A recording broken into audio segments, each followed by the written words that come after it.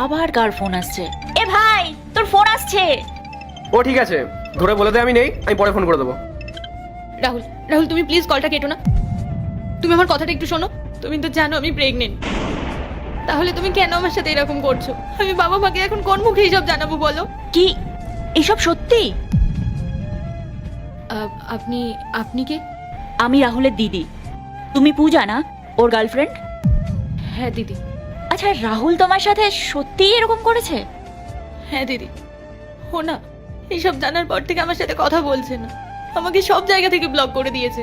এবার তুমি বলো আমি কি করব? আচ্ছা তুমি শান্ত হও, কেঁদো না, আমি তোমার পাশে আছি। আচ্ছা তুমি এক কাজ করো, বিকেলে বি ব্লকে আমাদের বাড়ির পাশের মাঠে আমার সাথে একটু দেখা করো। ঠিক আছে দিদি। আচ্ছা ভাই আসছে, আমি ফোনটা রাখছি। দিদি আমি বেরোবো এখন, ফোনটা দে।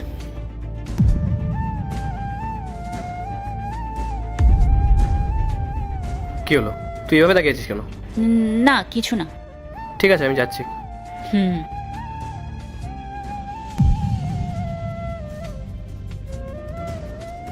বলো দিদি।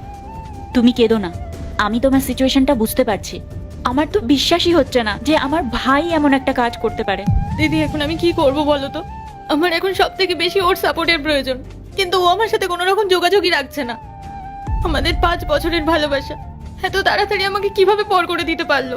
আচ্ছা তুমি এসব ভেবো না, আমি ওকে বুঝিয়ে বলবো। আমি তো ওর দিদি, আর আমিও একটা মেয়ে।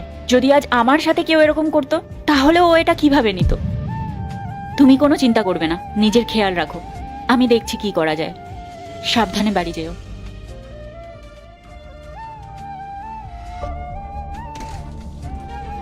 ঠিক আছো তো? তুমি একদম বেশি ভাববে না, আমি যেমন বলবো ঠিক তেমন করবে।